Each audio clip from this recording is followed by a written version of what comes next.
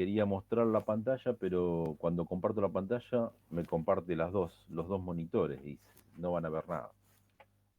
Y ahora cuando lo ejecute no sé cómo van a llegar a ver esto. Bueno, vemos a ver cómo hacemos. El apunte de hoy, vieron que es bastante simple, no es ni siquiera complejo, nada, no es el inicio, digamos, el inicio formal de lo que estamos por ver, que es el Python. ¿Sí? En principio hay toda una introducción de dónde obtienen el Python, cómo lo instalan.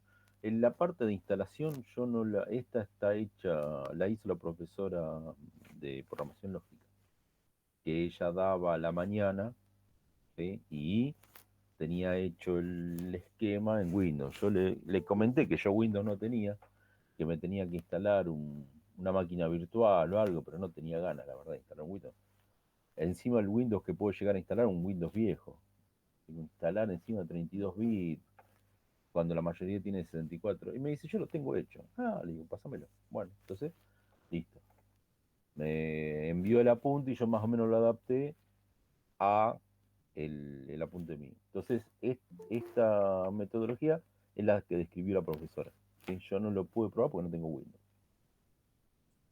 Perdón, profe, buenas Sí, noches. bueno, Ahí yo me quedé porque intenté, bajé el Python todo bárbaro, sí. pero cuando dice, una vez que tengamos Geani o como se pronuncie, pero no descubrí cómo de bajar el Geani.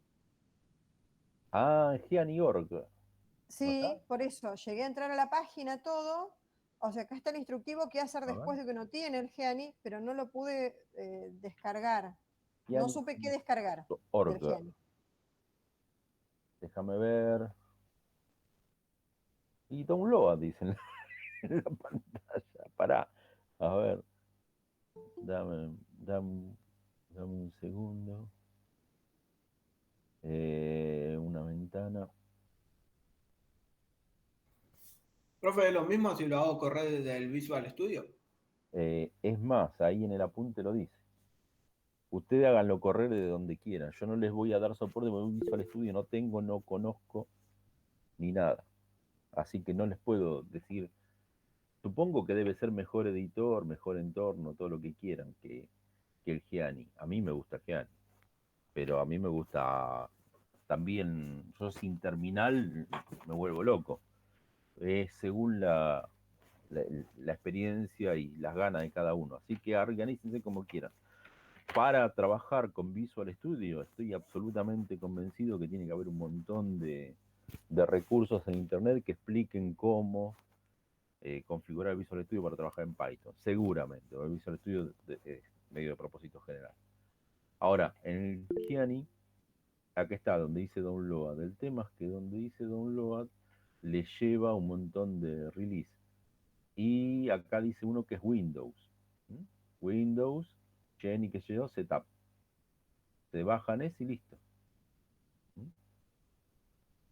Estas son las firmas para verificar que la bajada estuvo correcta y qué sé yo. Eh, nada, se lo bajan, lo ejecutan y listo. En general no suele haber ningún problema. Muy simple. Este para Windows, para Mac OS es este y yo no bajo porque lo tengo en la distribución de... Yo uso ¿cómo se llama? Una versión no es un Ubuntu, es el Linux Mint, pero es como un Ubuntu. Y tiene su propio repositorio, entonces nada, le pongo instalar, sudo apt-get, install Geani y nada. ¿Está seguro? Sí, listo, se instala todo. Lo que pasa es que me instala una versión estable. No sé si la última versión. Para el caso ni me entero. Es más, la versión que tengo yo, si no se actualizó sola, es la que instalé al principio. Entonces, no veo que haya ningún problema. ¿Sí? Es simplemente Ok, hacer clic ok. acá, bajarlo y listo. Como había estaban las opciones de arriba también y no, Ah, no porque estas supe son si era lo mismo cualquier cosa, claro. Por eso. No, estos son para TAR-GZ y TAR-BZ2 generalmente son para Linux, Ok, no, ni idea. para Unix. Entonces, no, específicamente la de Windows. A menos que tengas Unix, que tengas un Linux.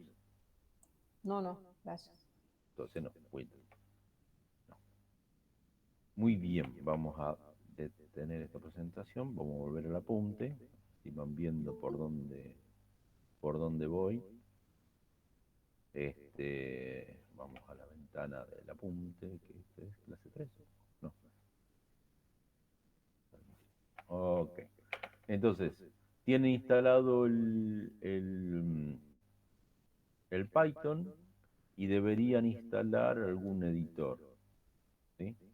En el Gianni, cuando les hablo el Geni, o Gianni, o como corno se llame, es un editor común. Acá les puse una copia de pantalla del Gianni. Si se presiona acá donde dice ejecutar, o sea, se escribe el texto en el área de texto, ¿sí? Se escribe el texto. Se guarda con extensión .py y apenas se guarda, pinta de color el archivo, ¿sí? Una vez que pinta el color del archivo, que ya está guardado, el Gianni se da cuenta que es un código en Python. Entonces habilita el ejecutar. Cuando hacen clic en ejecutar, se le abre una ventana en el terminal, en Windows, en Linux, todo, trabaja sobre el terminal y se ejecuta directamente. O sea, trabaja en modo consola, ¿no? Ni siquiera es complejo. No vamos a ver diseño visual, nada, todo a modo consola porque vamos a concentrarnos en cómo codificar más que nada. O sea, ver la metodología de codificación. Después, para diseñar aplicaciones visuales, lindas, hay otras materias específicas para eso. ¿Sí? Esta es muy rústica, muy de ir al tobillo. Ok, eso cuando lo tengan instalado. ¿Sí? No hay ningún inconveniente, nada. Acá tienen como. Esta es una copia de pantalla que saqué ayer, anteayer, el sábado, cuando lo subí, no sé cuándo, el mismo día. Este, Acá levanté un código que yo tenía armado de algo que hice para el laburo, que tiene 4 instrucciones. La mayoría de instrucciones están comentadas porque eran pruebas. Y para ejecutar, esperen que. Permito. No, ok. Para ejecutar tengo que establecer los comandos de construcción. Entonces voy a establecer el comando de construcción y acá me fijo que donde dice Python lo reemplazo por Python 3. En el caso de ustedes, si tienen Linux, probablemente si no funciona de una. En general con Python va a andar si siguen las instrucciones de cómo configurarlo. Cuando lo agregan al path, se sabe que cualquier ejecutable que vayan a ejecutar lo va a ir buscando en estos directorios. Cuando busca en Python, se fija que es Python 3. Listo, lo levanta. Si tienen algún problema, lo agregan acá. C, dos puntos, contra barra, Python 3, barra, Python 3, ¿sí? Y le dejan estas configuraciones que tiene acá. ¿Mm? Y lo mismo acá abajo, en el execute. Porque en realidad, cuando presionan el botón de ejecutar, este botón que está acá, que puede cambiar, fíjense en la versión, esta era una versión vieja, que tiene un circulito rojo para ejecutar. Este tiene como si fueran unos engranajitos. ¿M? Pero también tiene que ver con la configuración visual del entorno, porque yo capaz que los iconos pueden cambiar. No lo sé, hay que ver la implementación. De todas formas, se posicionan arriba y dice ejecutar. ¿Sí? Entonces, cuando ejecutan, se invoca esta instrucción que está abajo, el comando de ejecución, ¿m? No el de compilación. El que de compilación es este es el de compilación, creo. Ok, es muy simple, muy simple. Vamos a hacer, antes de seguir con el tema de la estructura sintáctica y todo lo demás, vamos a chusmear un ejemplo. ¿Sí? Acá les voy a tener que compartir la ventana, la pantalla completa. Vamos a probar primero con la ventana. ¿Sí? Esto es... Ahí está ahí estoy compartiendo el Gianni.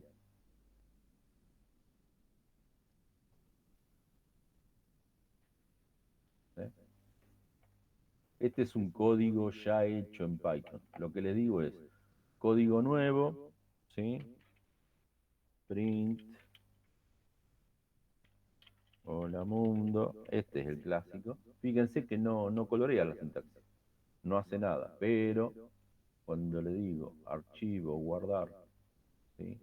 Documento, esto es 2021-02, herramienta de programación, vamos a hacer una carpeta pruebas, hola.py, PY, eso es lo más relevante. El nombre del archivo pónganle el que quiera, pero el punto .py agréguenselo, porque eso les indica que es un programa en Python y automáticamente les cambia el color o sea, les colorea la sintaxis. Esto es un literal y esto es una palabra reservada porque la pinta de azul. ¿Sí? Entonces, si ejecutan, ejecutar o ver el archivo actual, ¿sí? Hacen clic y se ejecuta. ¿Qué pasa? Yo no lo estoy, en este momento no lo están viendo porque se ejecuta en una ventana aparte y como esto me está presentando solo la ventana, voy a mostrar la pantalla completa.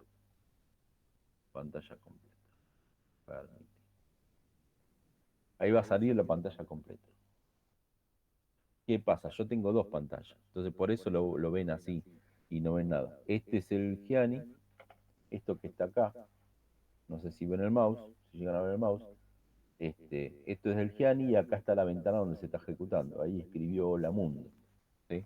No se ve mucho porque están viendo las dos pantallas que yo estoy viendo. ¿Mm? ¿Dónde está el Hola Mundo? Termina. ¿Sí? Lo que se está ejecutando es esto que van a ver ahora. Es esto.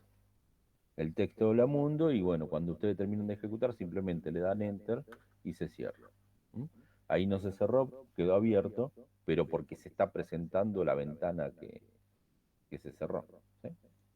Es muy simple. ¿Mm? Recontra simple. Vamos a seguir con el apunte. ¿Alguna duda con esto? No, profe. Profe, cuando se abre el Python, yo lo abro Sí. en Visual Studio.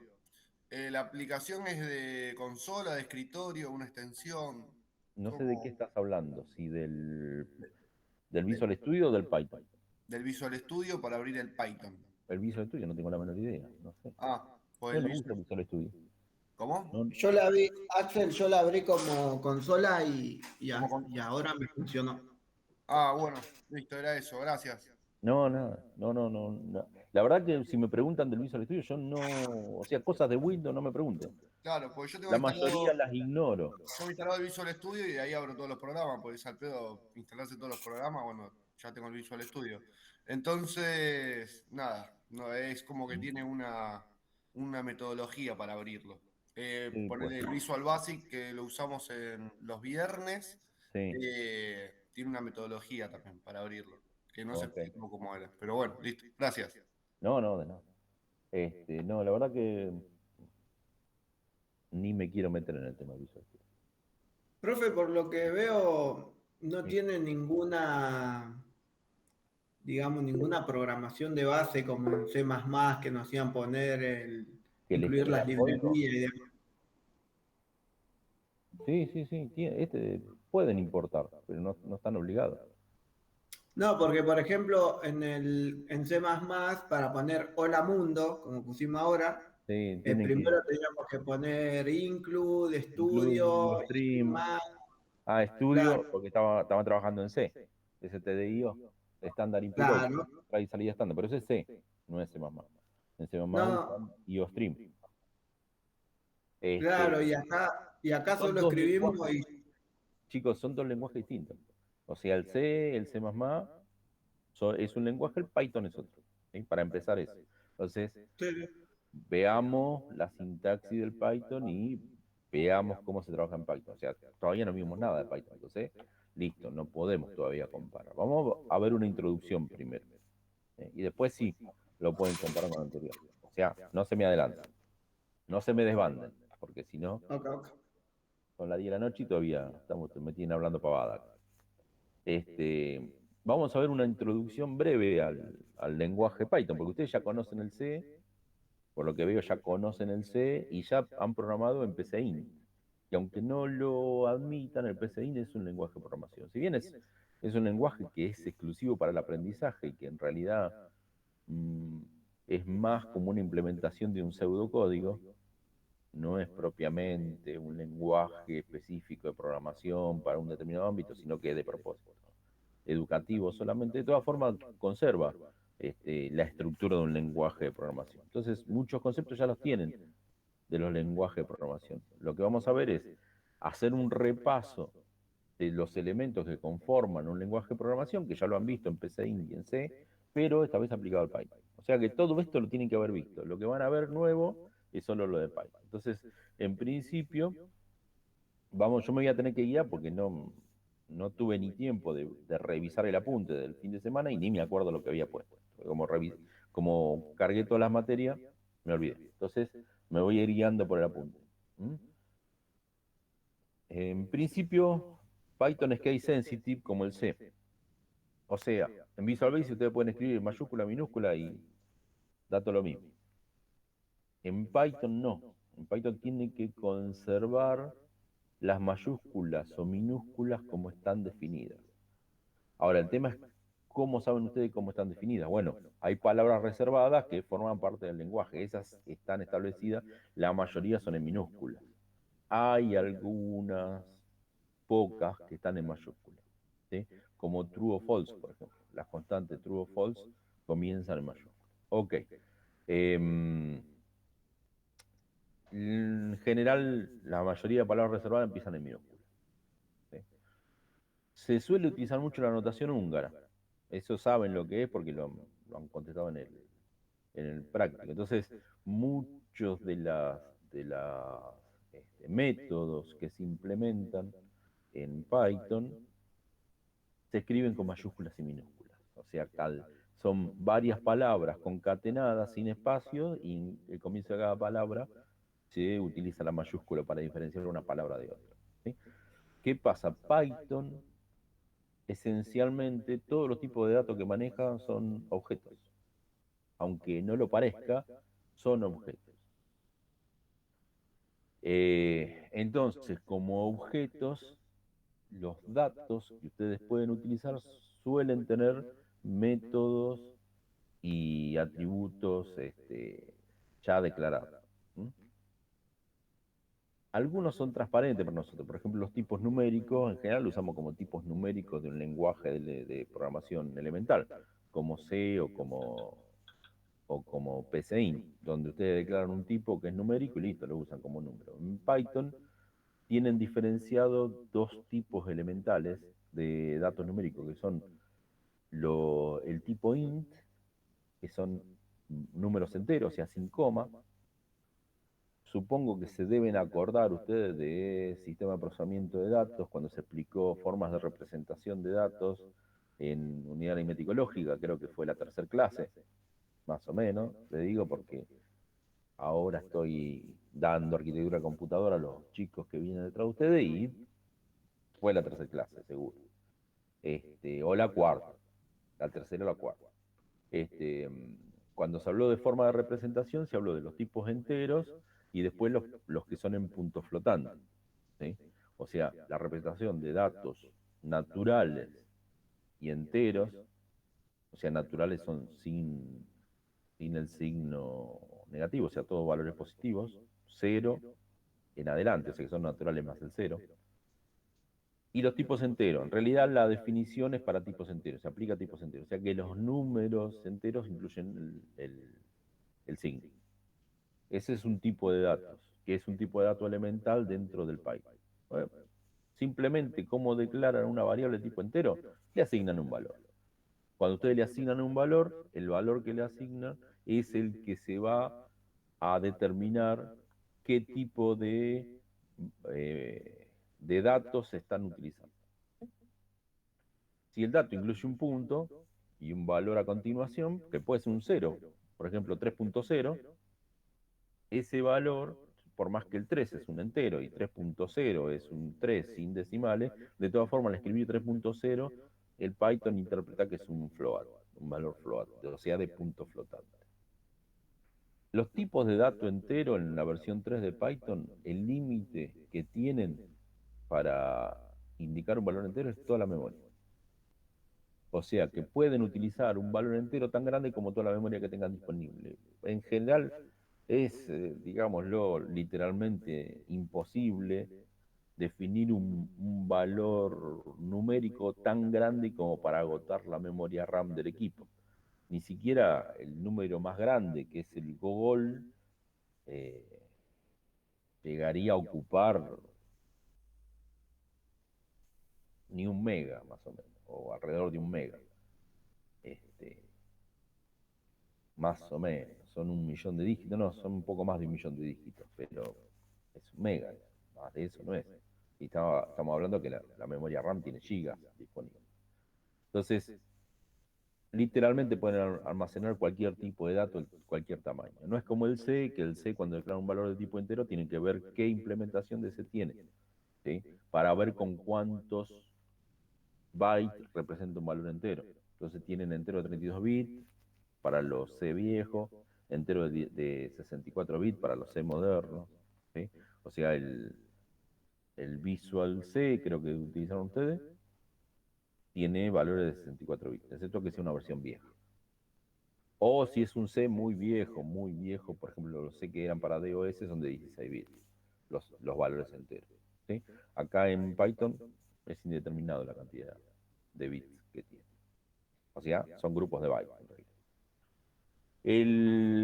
El valor float tiene una precisión que ahora no me acuerdo, pero más adelante figura. O sea, cuando veamos específicamente los tipos de datos, vamos a ver la precisión exacta de un valor float. Si no me equivoco, son como 20 y algo de dígitos, la precisión.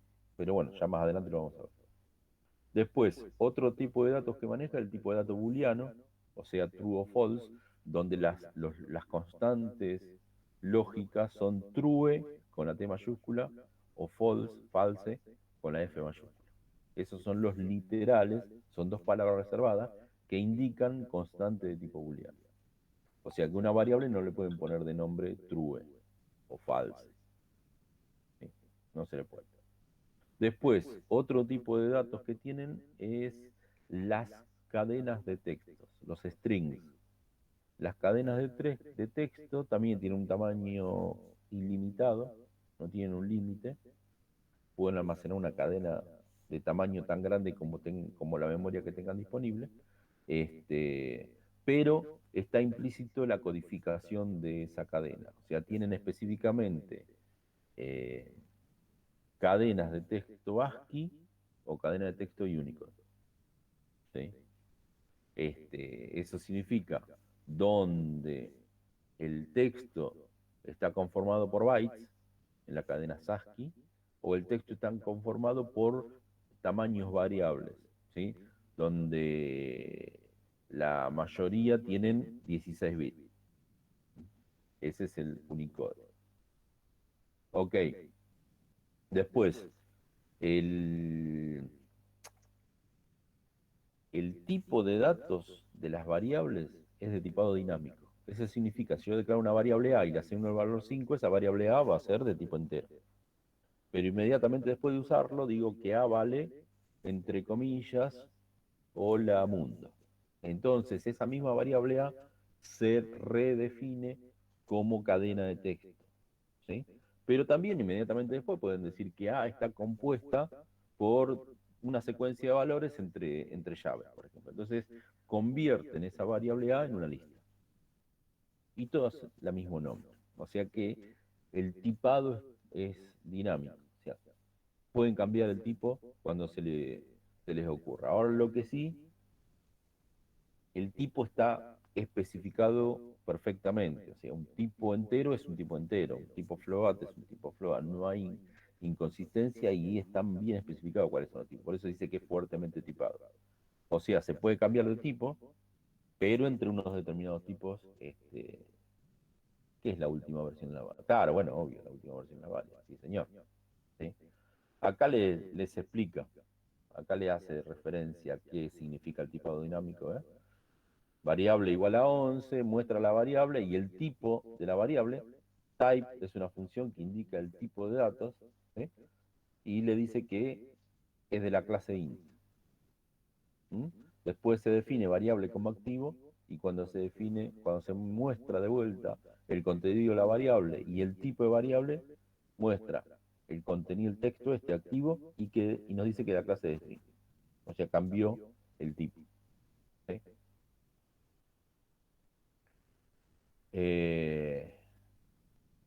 Fíjense esto. Valor 1 toma el valor 3, valor 2 toma el valor 5, pero entre comillas. Si ustedes lo miran entre comillas, ¿sí? Esto es una cadena de texto. Si ustedes hacen total igual 1 más valor 2, en algunos lenguajes convierte este 5 en un valor numérico automáticamente. O convierten en 3 en un tipo de dato string y lo concatenan al 5. Hay que ver cuál de los tipos tiene prioridad. Entonces hace el casteo automático. ¿Sí? Por ejemplo, en JavaScript o en PHP. PHP o JavaScript tienen casteo automático. Son débilmente tipados. En cambio, en Python no les permite hacer eso.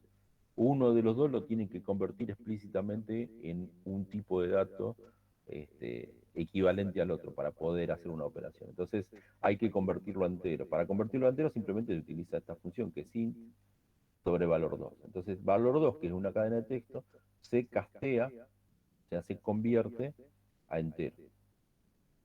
Y después sí se puede hacer la suma. Después se puede realizar la suma. ¿Sí? Ahí está. Lo mismo que si transformo yo transformo el valor 1, que era numérico, a una cadena de texto y utilizo el más, estoy concatenando los dos valores, por lo tanto, muestra el 3, 5. ¿Sí? En este caso, muestra 8, porque 3 más 5 es 8, y me dice que el tipo es entero, y en este caso me muestra 3, 5, y me dice que el tipo es cadena de texto. Decime, Gabriel. Profe, lo que está en rojo son como comentarios. Efectivamente, señor. Lo que Ah, y está se en ponen rojo. con numeral, se ponen. Sí, señor, efectivamente. Los comentarios comienzan con el numeral. ¿Sí? Mirando Gracias. estos ejemplos de código, ustedes se van a este, habituar, digamos. ¿Mm? Otro detalle que no sé si está mencionado antes, pero que no lo mencioné, es el tema de la indentación. El- la forma de delimitar las estructuras en Python es utilizando la misma indentación para el código que está dentro de una estructura. Me parece que no sé si hablé en chino o no. ¿Saben lo que es una estructura?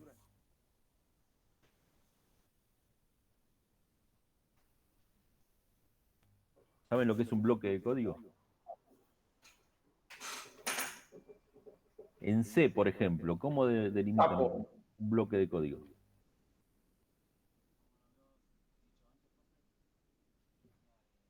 Me olvidé. No, no, no. No, no, no, no. No. Entre corchetes. Andre entre llaves, bueno, exacto. Euge. No, Andre dijo entre llaves. Por eso lo Ah, me escribí en el ganó, chat. Por perdón. eso No, digo, no lo estoy Andre. leyendo, perdón, Andrés. Sí, exactamente. Entre llaves. Entre llaves. Entre llaves ustedes delimitan un bloque de, de sentencias, de instrucciones, perdón. ¿Sí? Instrucciones. En Python, para delimitar un bloque de instrucciones, lo que tienen que hacer es utilizar el mismo indentado. Ahora, ¿qué corno es el indentado? Es el corrido para adentro, es el desplazado hacia la derecha. Eso significa agregarle 2 espacios, 3 espacios. Siempre lo mismo, ¿eh? Si agregan 3 espacios, tienen que permanentemente usar 3 espacios. No pueden mezclar espacios y tabulados, porque el Python le dice, no lo entiendo. Tienen que usar el mismo delimitador y correr hacia adentro todo el bloque de código que está al mismo nivel. Entonces, si ustedes hacen un if, ¿sí? Que es una sentencia, todas las sentencias llevan un 2 puntos al final. Eso es otra característica de Python. ¿Sí? Es como diciendo, abro bloque, 2 puntos. ¿Sí? Siempre llevan 2 puntos. Lo que está abajo del if, o sea, lo que está dentro del if, en forma lógica, estaría todo corrido hacia la derecha una cantidad determinada de espacio. Puede ser un tabulado para todo, o puede ser la cantidad de espacio que ustedes quieran. 4 espacios, 8 espacios, 12 espacios, no importa, tiene que estar corrido. En eso se fija el Python para ver cómo está estructurado el bloque, con lo cual tiene que ser muy ordenados ustedes para codificar en Python. ¿Sí? Así como en C, ustedes pueden ser todo lo desordenado que quieran, incluso pueden utilizar formas de encriptación de código, no se llama encriptación, ofuscación se llama, donde escriben código de forma arbitraria, media loca. Por ejemplo, lo que se denomina el tipo LI, LI, ¿sí? Es una forma de encriptar código. En Python no se puede. Python tiene que ser de por sí, el código tiene que ser claro.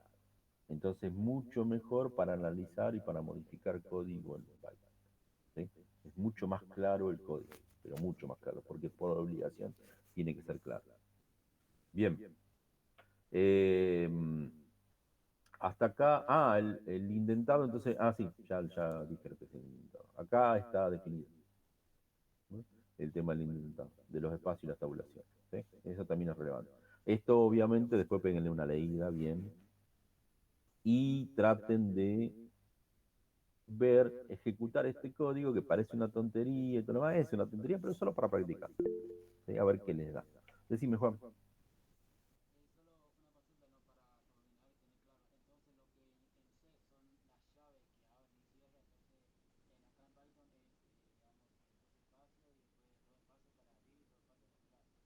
No. Todo a la misma altura. Mirá, te voy a mostrar. Dame un segundo.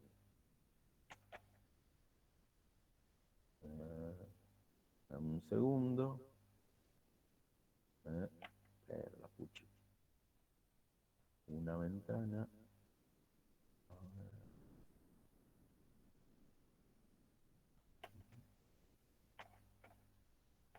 Ahí tienen el editor, ¿no? Este es un pequeño programita en Python, que de hecho está ahí en la punta. ¿Sí? El ejemplo de la tabla de multiplicación. Cómo hacer una tabla de multiplicación. Si t es menor a 1, fíjense, por verdadero, un mensaje de error. Si t es menor a 1. Y si no, todo lo que hace el else está dentro, corrido, un lugar. Si yo me mando la macana de, por ejemplo, este for, correrlo un espacio, no, está un tabulado. Ahí lo corrí. Le doy 2 espacios y ahí ya se arma un lío. Python no me lo deja. Si lo trato de ejecutar, me tira un error. Ustedes no lo ven porque lo tengo que compartir. No, no es que uso 2 pantallas. El tema es que, esperen que.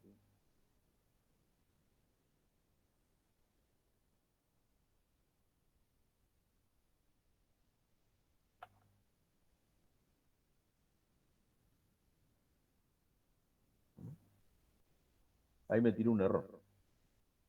¿Sí? Me tiró un error. Me dice error de indentación. Indentation error. Error de indentación. ¿Sí? Entonces, tengo que salir, volver a reformar el código, ¿m? Y ejecutar. Y ahí sí, me pide el número para el que quiero hacer la tabla. Entonces, la tabla del 7. Enter y me hace la tabla del 7. Es una pavada esto, pero bueno. ¿Sí?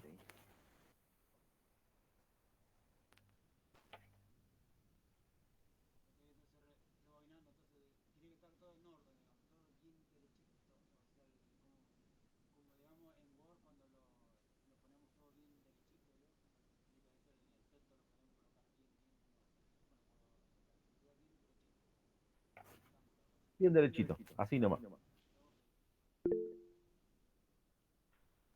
Bien, ¿qué pasa si Si ustedes le erran, entonces se cuelga y el programa les dice, ¿no? Hay un error de indentación. Entonces le dice la línea. Lo que tienen que tener ustedes en el editor activado el indicador de línea para ver en qué línea tuvo el error, lo corrigen y listo. Y una cosa que suele pasar es, lo mejor es tener habilitado dentro de los editores el indicador de espacios en blanco. O sea, todos los editores tienen para mostrar los espacios en blanco con un símbolo, un simbolito grisecito o algo. ¿Eh? Eso tenerlo habilitado. ¿Por qué? Porque el tabulado normalmente se representa con una fecha, con una flecha y un espacio grande, ¿sí? Tanto como esté definido el tamaño del tabulado en el entorno, y los espacios con un puntito se suelen graficar o con un indicador de espacio que son dos, como el símbolo de pi, pero al revés. ¿Sí? Este, entonces, con eso ustedes verifican no mezclar tabulados con espacio. Ojo cuando copian código de internet. Cuando ustedes se copian código de internet, a veces no les copia bien los tabulados, entonces tienen que reformatearlo. Entonces, viene bien para analizar el código, o sea, copian, pegan, analicen si lo que pegaron es correcto. O sea, si se ve igual. Si no, bueno, fíjense dónde tienen que corregir. Bien, el print es un comando.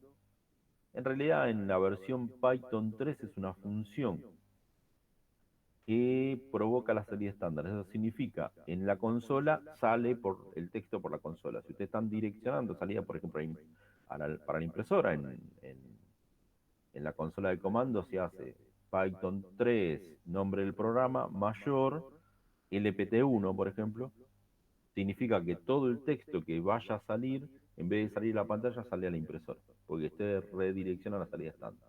Entonces, print utiliza la salida estándar. ¿Mm? Pero bueno, eso tiene más que ver con sistemas operativos. Es la instrucción elemental de salida. Entonces, nosotros para mostrar los datos utilizamos print. El print, como es una función en el Python 3, lo que se va a mostrar tiene que ir entre llaves. ¿Sí? Y lo que hay, entre llaves no, entre paréntesis. Y lo que hay entre paréntesis es una lista. Eso significa que yo puedo meter un montón de valores, todos separados con coma. ¿Sí? Entonces va a ir mostrando elemento por elemento, pegado uno pegado al otro. Entonces no hay que hacer, no es ni siquiera complejo. También puedo hacer una salida formateada. Después vamos a ver cómo hacer una salida formateada. En Python 2, en la versión 2, print es un comando, no es una función. Por lo tanto, a veces ustedes ven código en Python que el print no tiene paréntesis. Simplemente es print y el texto. Eso es porque está hecho para Python 2. Si lo quieren ejecutar en Python 3, les tiene un error. ¿Sí? Le va a decir que le faltan paréntesis. Nada, es eso. ¿Sí? Si ustedes no quieren hacer salto de línea, acá les dicen un parámetro que se puede agregar al print es la variable end, que es una variable interna al print. Entonces se asigna a end el valor comilla comilla. Eso significa que al final no agregue nada. Sí, pueden poner un asterisco, por ejemplo. Entonces va a imprimir una línea y en vez de saltar la línea de abajo, va a poner un asterisco antes de seguir con la siguiente impresión. Por ejemplo, cuando quieren mostrar un montón de valores dentro de un ciclo y no quieren que haga una línea para abajo, pero quieren separar esos valores. Entonces reemplazan el end por algo, una coma o algo por el estilo. Entonces en primer valor, coma, valor, coma, valor, coma, y así hasta hacer todo el ciclo. ¿Ok? Lo mismo, cuando ustedes quieren hacer la entrada estándar, o sea, cuando quieren ingresar datos, la entrada estándar es la consola, o sea, el teclado. ¿Sí? La consola es el monitor y el teclado, eso lo vieron en arquitectura de computador. Cuando quieran referirse a un ingreso por el teclado, que en general es la entrada estándar, pero puede no ser la entrada estándar, pueden ustedes redireccionar la entrada estándar, entonces la función input va a tomar desde donde esté asignada la entrada estándar. En general, si es del teclado, listo, espera que ustedes tecleen algo y le den enter. Entonces, ahí el sistema operativo le va a pasar al input los datos ingresados. ¿Sí? El input lleva una especie de prompt, que es un mensaje indicando qué tipo de datos se está pidiendo que se ingrese. ¿Sí? Y el dato que se toma es siempre una cadena de texto. O sea, el dato que se ingresa es una secuencia de caracteres, una secuencia de teclas, si ustedes quieren, de valores ASCII. Con lo cual siempre el valor que se va a tomar de una función input es un valor de cadena. Siempre va a ser una cadena. ¿Qué pasa? ¿Ustedes quieren ingresar un valor entero? Bien, al input lo transforman, lo castean a entero. Se lo transforman a entero y lo asignan. El resultado de la función input, que es lo que se escribe por el teclado, se transforma en entero. Si ustedes escriben hola, ¿qué tal? Esto le va a fallar y se le va a bloquear el programa. Es decir, hay un error de ingreso. ¿Sí? Entonces, después hay que ver cómo uno hace para evitar esos errores. Con un try catch, ¿sí? O sea, manejando las excepciones de los errores, o hay varias metodologías. Esencialmente vamos a confiar en que cuando se pide un dato, esté bien claro qué tipo de datos y que el usuario responda con el dato acertado. Si no, bueno, se le bloqueará el programa por infeliz. Y listo. ¿Sí? Vamos a las estructuras básicas, las que ya conocen de C. En principio, la decisión simple, el if. El if tiene esta forma. IF en minúscula, un espacio para separar, y una expresión lógica. Esta expresión lógica es una operación o el resultado de una función, algo que devuelve un valor. Una expresión es un conjunto un dato o un conjunto de datos que operados entre sí devuelven un resultado. El resultado tiene que ser una expresión que se tiene que analizar como lógica, o sea, como verdadero o como falso. ¿Sí? Si ustedes ponen un dato numérico, el dato numérico se puede interpretar como verdadero y como falso. Entonces ponen if a, donde a es una variable. ¿Cuándo va a ser falso una variable? Cuando no contenga nada. O sea, cuando tenga el valor none. O cuando tenga el valor 0. En ese caso va a ser falso. ¿Sí? Si tiene cualquier otro valor, es verdadero. Entonces toma como verdadero. Si no, hacen una comparación directamente. Una variable mayor, menor, igual, distinto, and, or, todas las operaciones que ustedes quieran. Después vamos a ver el tema de los operadores. Pero en principio una expresión que devuelve un verdadero o un falso. Y un dos puntos, esto es obligatorio, dos puntos. ¿Sí? El dos puntos está para indicar que esto es el encabezado de un bloque, o sea que esto es una sentencia. ¿Sí? No es una instrucción, es una sentencia. Delimita un bloque. Entonces, todo lo que vaya dentro del if va a estar corrido hacia la derecha. ¿Mm? El bloque de código va corrido hacia la derecha, un tablado, un par de espacios, lo que quieran. Por el falso va la palabra else, dos puntos, y el bloque de código que sea por falso. Este es opcional, o sea, si no hace falta definir nada por falso, simplemente omiten el else y listo, se acabó el asunto. No hay ningún problema. Ahora, hay bueno, acá le recalca el tema de los dos puntos y este es un ejemplo, ¿sí? Que analiza si el valor entero ingresado es negativo o es positivo, una tontería, ¿sí? Hay una variación del if que es la decisión múltiple, así como esta es la decisión simple porque es por verdadero o por falso, el if va por verdadero o por falso, se puede transformar en una decisión múltiple. Eso significa que evalúe distintas posibilidades y si todas fallan, que salga por falso. ¿Sí? ¿Cómo se hace para evaluar distintas posibilidades? Esto es similar a no es un switch, pero se comporta más o menos mucho más flexible que un switch de C. Es como en PCIN existe, pero no me acuerdo cuál es la instrucción, si es selección o algo, ¿sí? No me acuerdo. Mientras, No es el mientras.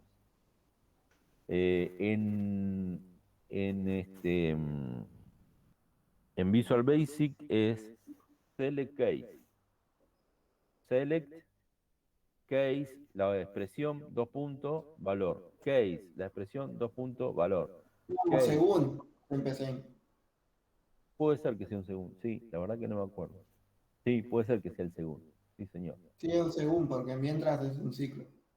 Sí, mientras es un ciclo, exacto. Bien, Sí, según expresión lógica, 1 tal cosa, 2 tal cosa, 3 tal cosa. exacto. Bueno, acá es lo mismo. Entonces, ustedes pueden hacer una decisión múltiple de esta forma, por ejemplo, ¿eh? Se ingresa un número y se define si el número es positivo, cero o negativo. Entonces se pregunta, si b es mayor que cero, el número es positivo. Si no, si b es igual a cero, el número es cero. Y si no, la única alternativa que queda es negativa. Acá tienen tres opciones. Es una decisión múltiple. O sea, no es que hay dos opciones como el if común. Se agrega una segunda opción, con lo cual quedan en tres opciones. Dos opciones más una por descarte, ¿sí? Que es la del else. ¿Sí? Así pueden hacer tan complejo. No, el si no es el else. ¿Sí? En C, ¿cómo harían esto? Harían if, expresión entre paréntesis, abren llave, cierran llave, else if, else, espacio if, abren paréntesis, llave, cierran llave, else if, paréntesis, ponen la condición, cierran paréntesis, abren llave, cierran llave, else, abren y cierran llave. En C se puede hacer. Es un if en cascada, se denomina eso. ¿Sí? Esto es un equivalente a un if en cascada. Lo que pasa, también se puede hacer un else y un if acá adentro.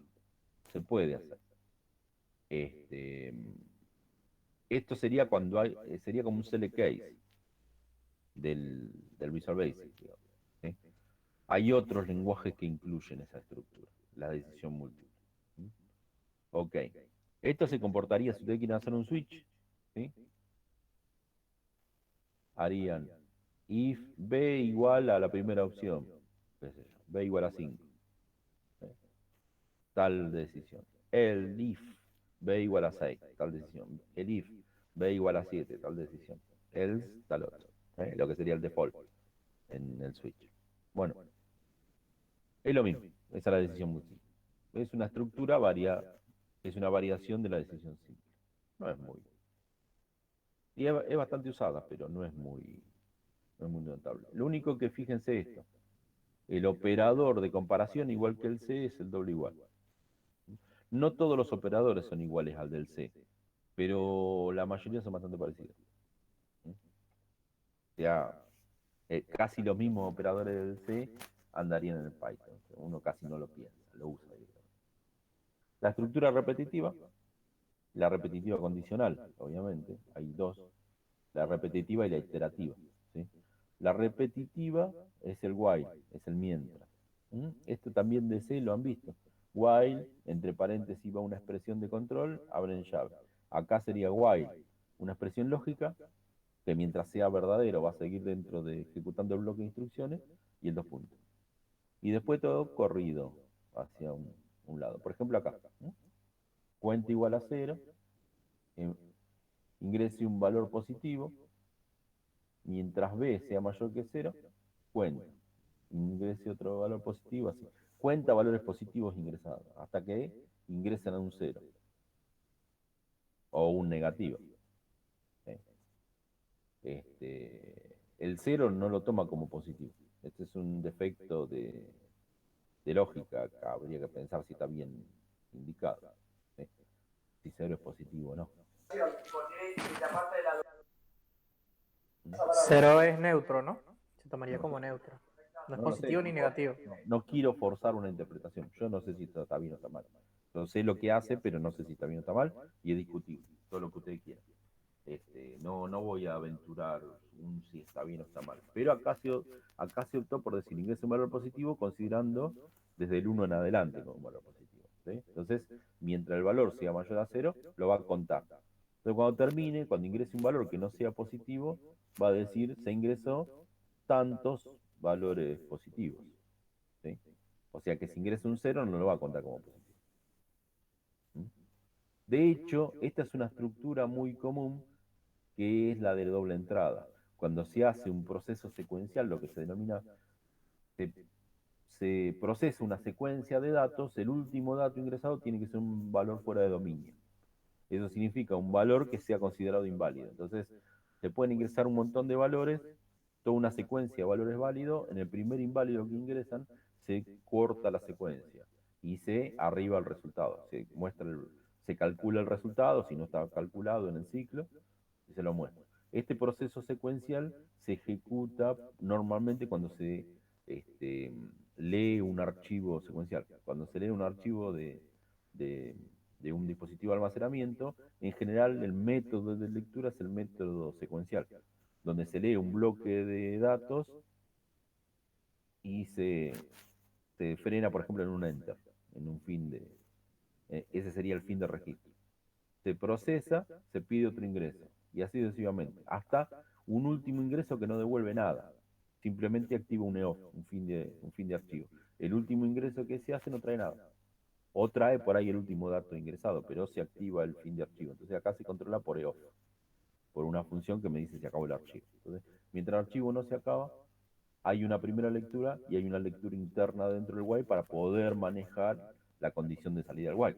Si no hago este input dentro del while, no puedo salir nunca. Esto se va a hacer un ciclo infinito. Entonces, se hace esa doble lectura. Una lectura para validar el ingreso y una lectura interna para validar si se sigue dentro del ciclo. ¿Eh? Un proceso de doble lectura, proceso secuencial. Esto es muy importante. No sé si lo vieron en programación lógica, como que lo tienen que haber visto, pero por ahí no se lo recalcó la profesora.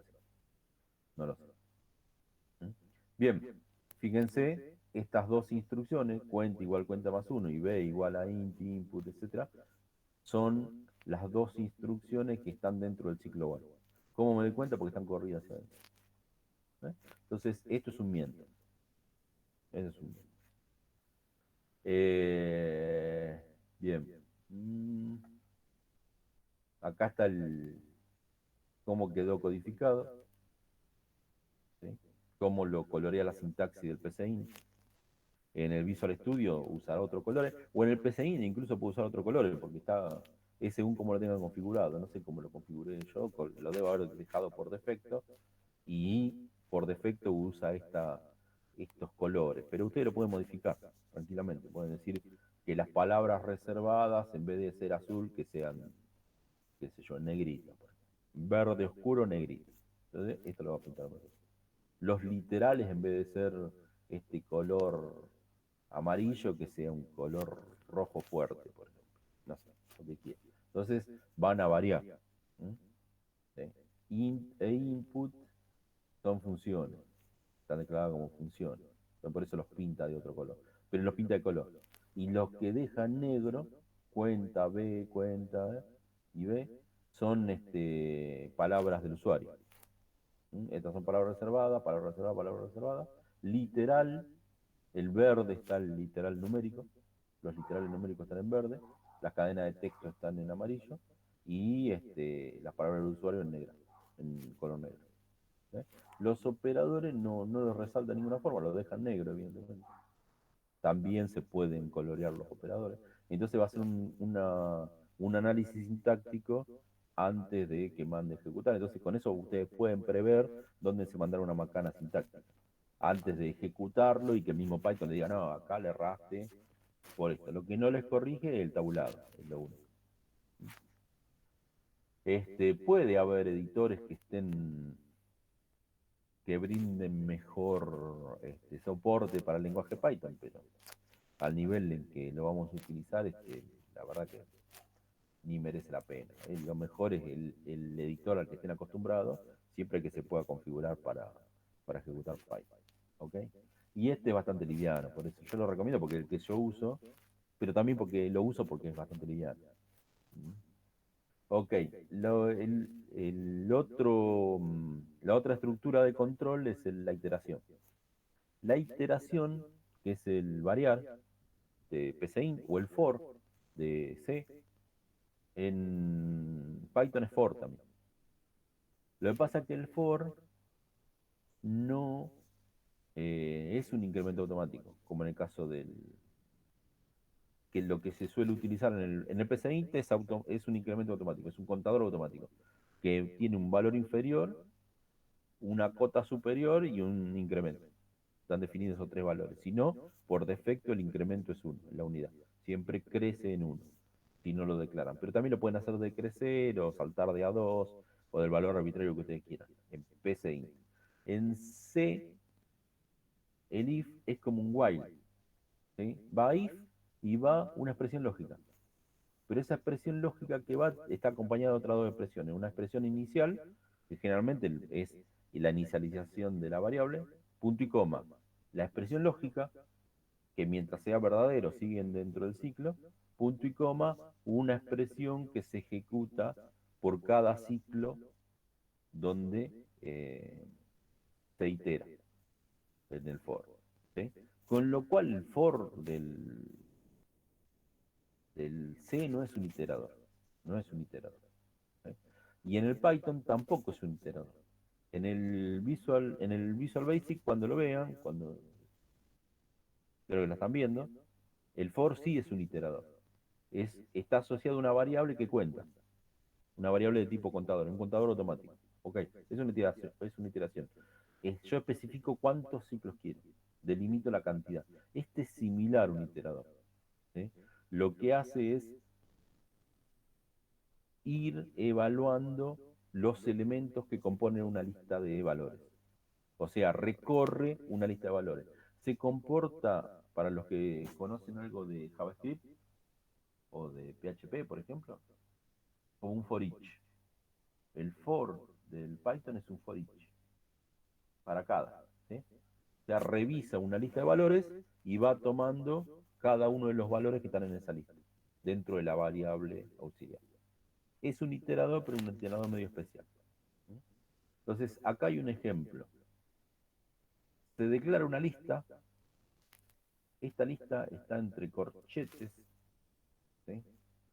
Después vamos a ver lo que es una lista, lo que es una tuple y lo que es un diccionario. Y ejemplos de uso. Pero en principio esto es una lista. ¿Qué es una lista? Es un conjunto de valores como si fuera un vector. En Python no existen los vectores como los conocemos o como son en C, que son estructuras homogéneas, ¿sí? Y de un tamaño fijo. No existen. En Python las estructuras eh, de tipo conjunto de datos son heterogéneas, o sea que puedo guardar cualquier cosa en una lista. No hay ningún problema, en una lista, un diccionario, una tupla, puedo guardar cualquier cosa y de tamaño variable, ¿sí? Con alguna excepción de las tuplas, incluso las cadenas son una lista, se comportan parecido a lo que es un vector o una cadena de texto, estoy hablando, un string. ¿Sí?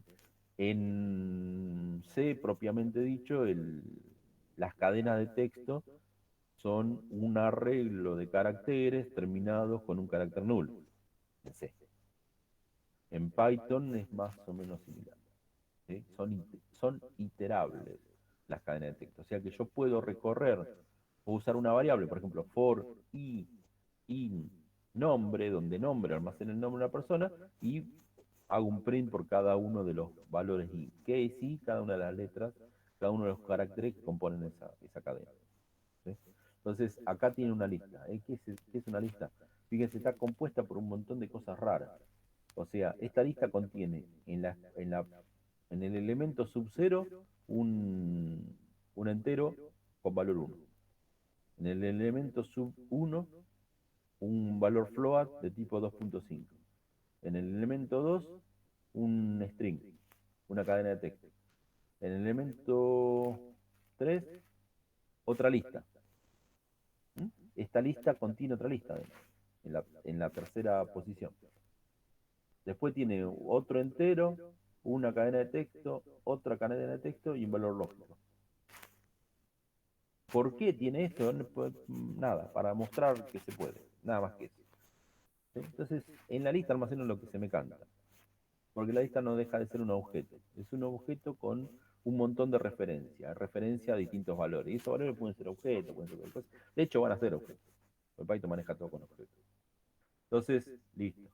Fíjense cómo accedo a cada elemento de la lista. Por ejemplo, lista sub 0 es el 1. Acá le asigno 1, o sea que lo estoy pisando. En lista sub 5, 0, 1, 2, 3, 4, 5. Se le asigna un hola. Entonces queda con este hola. Puedo hacer un print de lista sub 6. Me va a mostrar enero. ¿Sí? O puedo elegir una sublista. Fíjense, desde el elemento 2 hasta el elemento 5. El elemento 2 es este. Depcode 3, 4, este es el elemento 5. Hasta ahora. Me va a mostrar estos elementos. Desde acá hasta acá. Este es un subconjunto de la lista. Están viendo el poder de Python. Por eso es que es muy utilizado para procesar datos. Porque es muy flexible. La sintaxis y la lógica es muy flexible. Bien, entonces lo que se hace acá es recorrer todos los valores de la lista. Valor va tomando cada uno de los valores de la lista y se imprime. Entonces, ¿qué va a imprimir en pantalla? A ver si está la salida. No, es el de la tabla. ¿Qué va a imprimir en pantalla? Va a imprimir 1, 2,5, depcode 5,6, 4, perdón, 5,6, dos valores, el 4, hola, enero y true. Así, uno debajo de otro. Porque es lo que está haciendo al recorrer esta lista, mostrando cada uno de sus valores. Si quiero, puedo poner el type de valor. Valor, type valor, que sería más o menos como el primer ejemplo, que muestra el dato y el tipo de dato. Bueno, lo mismo. Yo podría valor, type valor. ¿Qué es valor? Cada uno de los elementos de la lista. Que va variando, valor va variando. En cada ciclo varía el contenido del valor. O sea que me va a mostrar un valor distinto y un tipo distinto, porque los tipos que tiene esa lista son esencialmente todos distintos. No entre sí, porque hay varias cadenas, hay varios constantes, qué sé yo, pero esencialmente son varios. Podría haber a ver de qué tipo son. Acá, si yo quiero quiero recorrer el subíndice, o sea, no quiero recorrer con valor, tomar el valor 1, tomar el valor 2,5, tomar el valor de cosas, sino tomar el valor sub 0, sub 1, sub 2, o sea, el índice. Lo que tendría que hacer es ver cuántos elementos tiene la lista y armar una lista con todos los subíndices, tantos como tenga la lista. ¿Cómo armo una secuencia numérica? O sea, no tengo una secuencia numérica. ¿Cómo la armo? Con una función que es range. Esta range. Range me crea una lista arbitraria, toda numérica, con una secuencia, donde le doy un valor inicial, un valor final. Si no le pongo valor, si le pongo un solo valor, asume que comienza desde el 0 y llega hasta el valor anterior al valor indicado. O sea, por ejemplo, en este caso, len lista va a ser 1, 2, 3, 4, 5, 6, 7, 8, porque lista tiene 8 elementos. Entonces el range va a ir de 0 hasta 7. Va a ir desde 0 hasta 7. Comienza en 0 porque no está indicado desde cuándo comienza y llega hasta el valor indicado. Si yo quiero indicarle un valor inicial y un final, le pongo valor inicial, valor final. Si quiero que salte de una cierta cantidad, valor inicial, valor final, el salto. ¿Sí? Y esto sí me hace algo parecido al iterador del for, al variar que ustedes vieron en PCI. Este range me va devolviendo esa secuencia. Entonces uso esa secuencia para el valor D. Y como esto es una lista, es una secuencia de números, I va a ser un número. Entonces puedo acceder a lista sub I. Y lo manejo como si fuera un vector. Ahí no hago referencia al valor, hago referencia a la posición de cada valor. ¿Sí? Está. No sé si me estoy yendo de mambo. ¿Se entiende todo lo que digo? Sí, por ahora lo sigo. Ok. O sea, vectores, matrices, todo eso, 10 puntos. Chino no es. Cuando Chino, veamos No, algo práctico, vamos a terminar de entenderlo. y para ver lo práctico, por ejemplo, el de la tabla de multiplicar que vino recién. ¿Sí? ¿Qué hace esto? Les pide un ingreso de datos, valida que ese dato sea positivo, que no sea menor a 1. ¿Sí? Si es menor a 1 le tira un error y si no, lo que hace es recorrer una variable llamada i en el rango de 1 a 10. ¿Sí? Entonces va del 1 al 9. Arranca en el 1, termina en el 9. y muestra T, ¿qué es T? El número que ingresaron. ¿Mm? La tabla del T, dice. T es el número que ingresaron. El número de la tabla. T por I es cada uno de los valores variables igual a T por I. Y arma la tabla del número. Y ahí ven la tabla. Esto es lo que sale por pantalla. Tabla de multiplicar, ingrese el valor 5. Tabla del 5. 5 por 1, 5, 5 por 2, 10, así. Esto es como la primaria. Lo que aprendían los cantitos en la primaria. A mí me tocó sufrirlo. No sé si en la actualidad se seguirá usando, pero a nosotros nos hacían memorizar las tablas de todos los números. Hoy les tomo la tabla del 5. Bueno, esa será fácil. La tabla del 7 era horrorosa. La tabla del 8, por ahí, media fulera. Esa no me gustaba nada. 7 y el 8 eran los peores. Pero hace eso, hace un ciclo en un rango. O un rango que va entre 1 y 9. Eso es lo que es. ¿Sí? Pero bueno, estos son chicos. Yo tenía un profesor que decían, lo debo haber mencionado seguramente, estos son horas culo. O sea, terminan acá, terminan de cursar, cenan, qué sé yo, digamos, le voy a dedicar un rato. A ver, cargo el Python, cargo el editor, y lo primero que hago es copio y pego. Copio pego y lo adapto. Me fijo cómo se ejecuta, a ver qué hace cada cosa. ¿A qué le erré? Si sale un error, trato de entender porque está todo explicado. ¿Qué error puede tener? Seguramente debe ser un error de copiar y pegar de los tabulados. Eso es lo primero que se tienen que fijar hasta que se acostumbren. Después lo van a adquirir eso ni se van a fijar, se van a dar cuenta al toque. Pero al principio cuesta ver el tema de los tabulados. De los tabulados, los espacios en blanco. Bien. Les tendría que quedar codificado algo así. Esto está codificado, bueno, lo mismo. Con el coroleo de sintaxis porque está con nombre. Y cuando presionan el botón de ejecutar, bueno, acá se está ejecutando, por eso aparece con se deja ejecutar, pero aparecería el botón de ejecutar acá y acá se ejecuta. Cuando terminan de ejecutar le dan enter y listo, ya está. Se acabó la clase. En teoría se acabó la clase.